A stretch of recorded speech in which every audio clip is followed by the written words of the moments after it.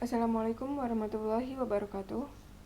Saya Ranti Wilda Nur Octavia dari Prodi Teknik Informatika angkatan tahun 2018 dengan NIM 1806020013. Di sini saya akan menerangkan tugas 3 data mining saya, yaitu yang pertama terdapat soal clustering k-means. Di sini terdapat data yaitu data 1 sampai data 5 yang berisi nilai X dan Y. Nilai X yang pertama yaitu 3,4 untuk data pertama dan untuk nilai Y yaitu 2,5, dan ini sudah ditentukan dari soalnya. Namun pada data ketiga dan keempat terdapat perhitungan operasi, yaitu di mana kita menentukan nilai dari X untuk data yang ketiga, yaitu rumusnya dengan 16 min A. A adalah 3 digit dari NIM diberi mod 14. Jadi NIM saya adalah 013 mod 14, maka hasilnya masih tetap 14. Sehingga 16 minus 14 yaitu 2.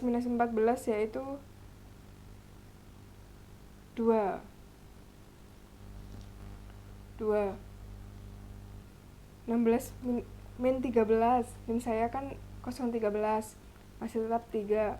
Lalu yang selanjutnya yaitu ada 20 min A, 20 min 13 yaitu 7 nilainya. Saya masukkan 7. Lalu ini telah ditentukan untuk Centroid 1 dan Centroid 2-nya, yaitu data kedua dan data keempat. Data kedua dan data keempat saya beri warna kuning untuk Centroid-nya. Lalu selanjutnya kita lanjut ke bawah.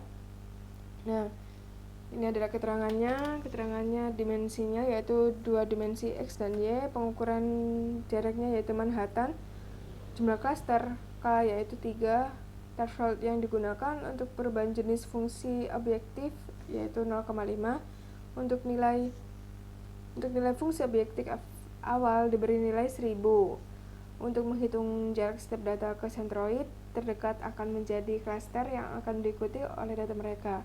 Untuk iterasi pertama yaitu dihitung, ini data yang pertama, data X, Y dari data yang pertama itu tadi. Data pertama ada data 1, data 2, data 3, data 4, data 5 sampai data 5 yang masih pertama kali. Angka pertama yaitu kita menentukan jarak ke setiap sentroid menggunakan pendekatan Manhattan. Jarak ke setiap sentroid pada data ke-1. Kita lihat data ke-1 memiliki nilai 3,4 dan untuk X dan Y-nya yaitu 2,5. Lalu ini terdapat rumus dx1c1, maksudnya adalah jarak x1 ke c1, yaitu caranya yaitu dengan perhitungan x min c. Nah, C adalah sentroid, letak sentroid. Nah, sentroid yang terdekat yaitu sentroid 1. Kita lihat sentroid 1 dengan nilainya x, kita masukkan 8,1 dan nilai yang awal yaitu nilai data pertama yaitu 3,4. Jadi 3,4 min 8,1. Lalu yang selanjutnya 2,5 dari nilai Y dikurang 5,5 adalah milik dari sentroid 1. Sedangkan data pertama yaitu 2,5. Sehingga jumlahnya yaitu 4,7 ditambah 3 sama dengan 7,7. Lalu yang selanjutnya X1 C2. C2 yaitu sentroid 2. Kita hitung jaraknya ke sentroid 2 yaitu X1 min C2. Lalu perhitungannya yaitu 3,4 nilai dari X data pertama dikurang 7. 7 adalah nilai X dari sentroid kedua ditambah 2,5 dikurang 15. 2,5 nilai dari data pertama, 15 adalah jarak dari sentroid kedua. Maka didapatkan 3,6 ditambah 8,9 sama dengan 12,5. Nah, perhitungan ini dihitung untuk semua data. Dari data pertama sampai data kelima, kita hitung semuanya. Nah, ini sudah ditunjukkan datanya. Sudah saya hitungkan di sini. Lalu saya masukkan ke dalam tabel. Untuk data ke I. Data ke I adalah data ke berapa? Ada data 1, 2, 3, 4. Jarak ke sentroid 1 sama 2 ini dihitung di tabelnya. 7,7. Nih, kita masukkan 7,7 Di sini kita masukkan ke dalam 7,7 kita masukkan ke dalam tabel ini. Lalu yang kedua 12,5 kita masukkan ke tabel ini 12,5. Seterusnya seperti itu. Untuk nilai-nilai yang selanjutnya dimasukkan seperti itu. Lalu kita lihat dari yang terdekat. Nilai yang paling kecil yaitu yang di centroid 1, maka data pertama mengikut klaster yang diikuti yaitu centroid 1. Untuk yang kedua yang paling terdekat adalah 0, yaitu di centroid 1 karena dia adalah pusatnya centroid 1. Lalu yang selanjutnya data ketiga kita lihat ada 14,4 dan 7, maka yang terdekat adalah 7. Yang terdekat adalah 7. Maka klaster yang diikuti adalah klaster yang kedua karena bernilai 7 yang di klaster kedua. Lalu selanjutnya ada 14,6 dan 4. Maka yang diikuti adalah yang centroid kedua yang bernilai 4. Nah, klaster yang diikuti adalah yang kedua. Lalu yang data kelima ada bernilai 8,4. Data kelima 8,4 dan 10. Yang terdekat adalah 8,4. Maka mengikuti di klaster yang pertama, klaster centroid yang pertama. Untuk centroid klaster pertama kita lihat yang mengikuti centroid pertama yaitu data 1, data 2, dan data kelima. Kita masukkan fitur X dan fitur Y-nya. Untuk yang pertama yaitu data 1 7,7, lalu Y-nya menjadi 5,3. Untuk yang selanjutnya 8,1, Y-nya yaitu 5,5. Untuk yang selanjutnya 12, data kelima ini 10. Lalu kita hitung. Ini ada NK-nya, ini jumlah X-nya 25,8, rata-ratanya 10,05, jumlah Y-nya yaitu 20,8. Jumlah Y dihitung semuanya 10 ditambah 5,5 ditambah 5,3, 20,8. Lalu ada 6,93. 6,93 adalah rata-rata 20,8 dibagi 3, 6,93. Sedangkan yang X 25,8 dibagi 3 yaitu 10,05. Lalu kita hitung untuk centroid cluster yang kedua yaitu anggota ketiga dan keempat, yaitu dengan fitur X dan Y-nya ini. Lalu kita jumlahkan untuk X 10, untuk Y-nya 27 dibagi 2, 10 bagi 2 5, Y dibagi 2 13,5. Dihitung selanjutnya yaitu fungsi objektif. Fungsi objektif ini jarak ke setiap sentroid data ke 1.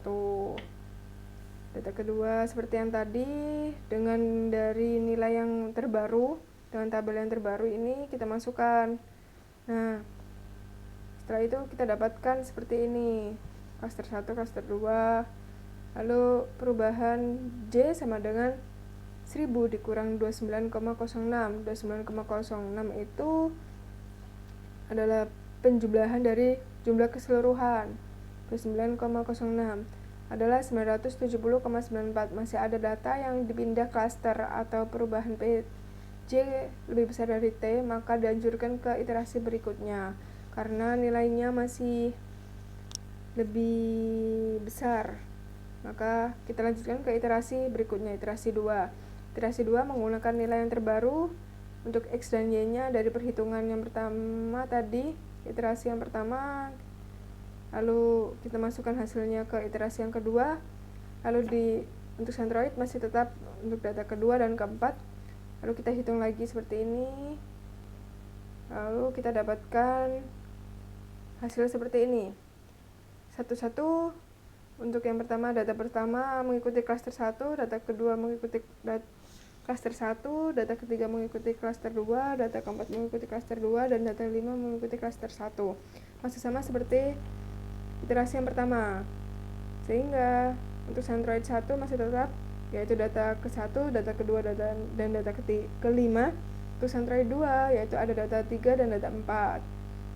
Di sini fungsi objektifnya yaitu kita hitung seperti ini tadi, yang pengurangan dari X min C. X adalah jarak X-nya dikurang C adalah centroidnya. Lalu diketahui hasilnya yaitu seperti ini. J-nya yaitu jumlah dari keseluruhan yang berada di tabel ini. Di tabel ini adalah 49,93 sehingga dikurang P9 min 06 min 49,93 yaitu 20,87. Terdapat data yang masih dipindahkan karena J masih kurang dari T. Hasil clustering data yang ikut yaitu jadi seperti ini, karena kan datanya kan sudah seperti itu. Masih tetap cluster yang ikut di data pertama yaitu cluster yang ikut centroid pertama yaitu 1, 2, dan 5, dan yang ikut di centroid kedua yaitu 3 dan 4, sehingga saya buatkan tabel seperti ini untuk dari data yang cluster yang pertama, ini cluster yang kedua, lalu bergabung menjadi data seperti ini. Bagian selanjutnya yaitu clustering hierarki. Di sini terdapat soal lakukan clustering hierarki pada 10 data menggunakan fitur X, Y, dan Z di bawah ini. Untuk datanya yaitu ada 10 data dengan nilai X, Y, dan Z. X dan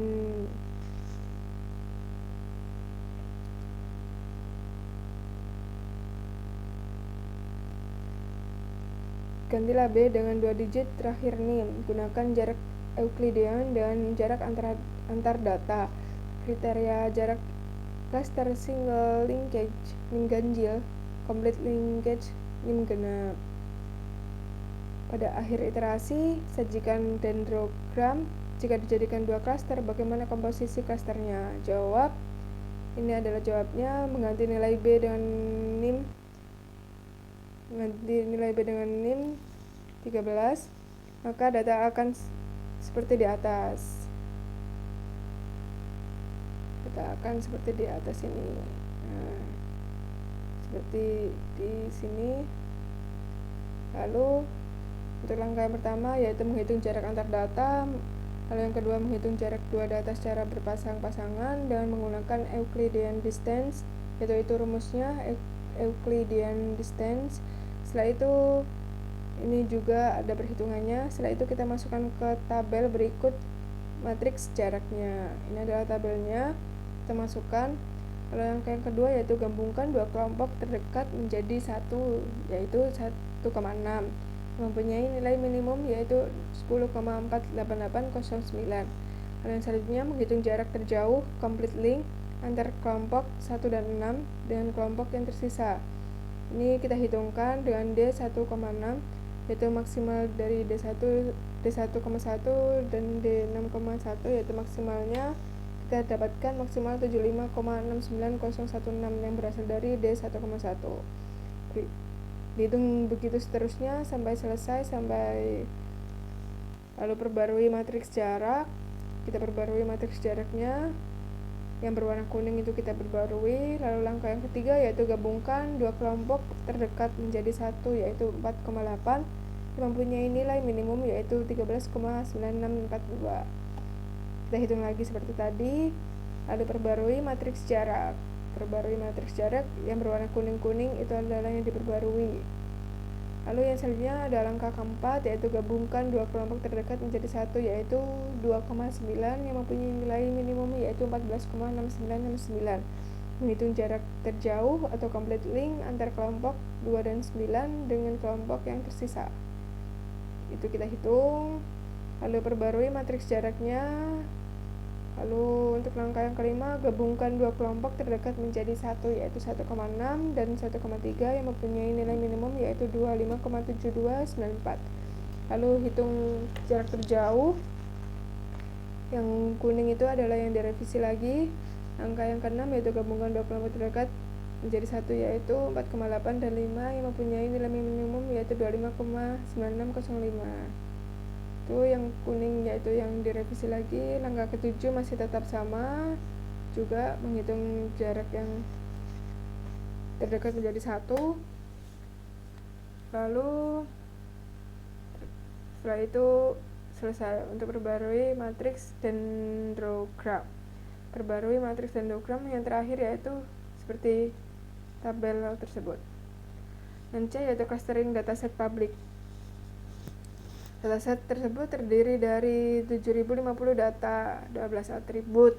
Apabila klaster pada atribut num reaction hingga num Angris pada 2 dan 3 klaster dengan menggunakan metode K-means dan AHP menggunakan metode K-means dengan Python.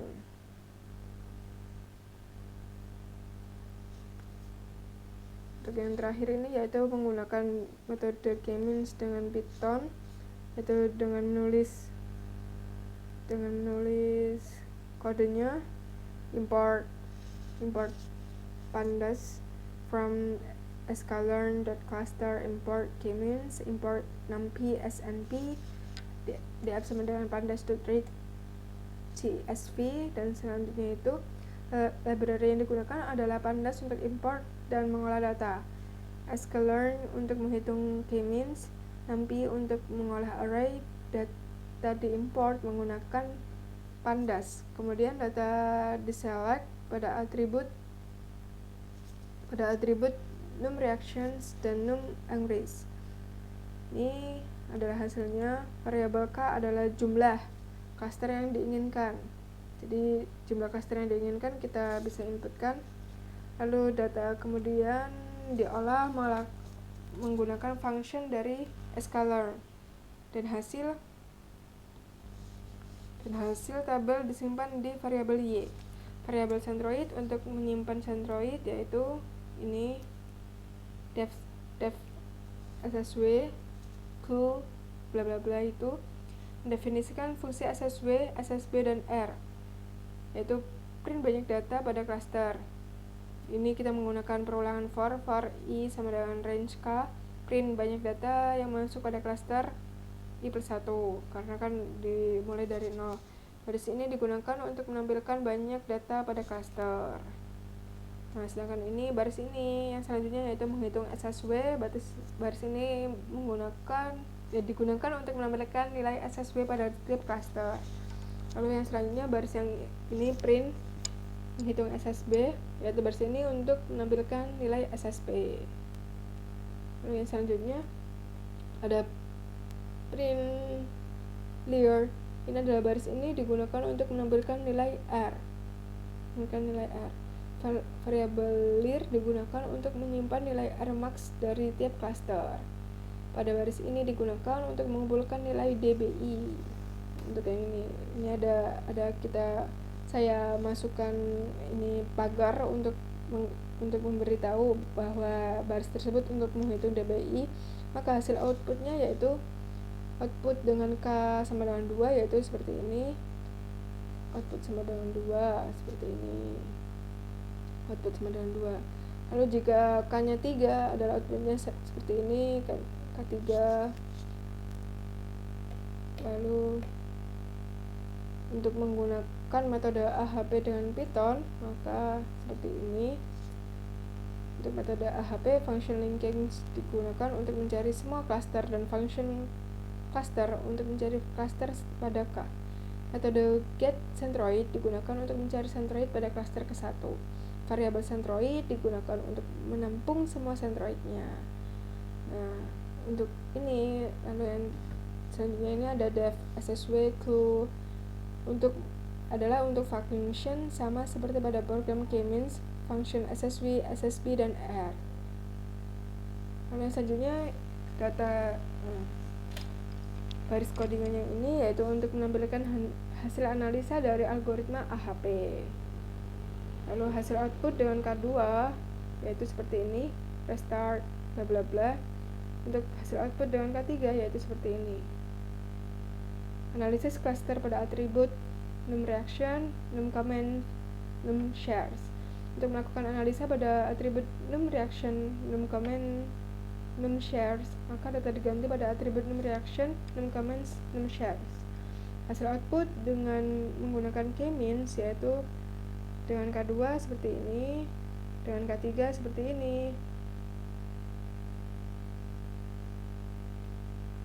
Hasil output menggunakan AHP dengan K2 seperti ini, dengan K3 seperti ini. Hasil klasternya, analisa klaster pada atribut num left dan num Angris. data diubah ke atribut left dan range. Hasil output dengan menggunakan k-means dengan k sama dengan 2 yaitu seperti itu, dan k sama dengan 3 yaitu seperti ini. Dengan k sama dengan 4, k sama dengan 4 yaitu sama seperti ini. R cluster seperti itu. Hasil output dengan menggunakan AHP dengan k sama dengan 2 yaitu seperti ini, dengan k sama dengan 4 yaitu seperti ini, dan selesai. Sekian dari saya, kurang lebihnya saya mohon maaf. Wassalamualaikum warahmatullahi wabarakatuh.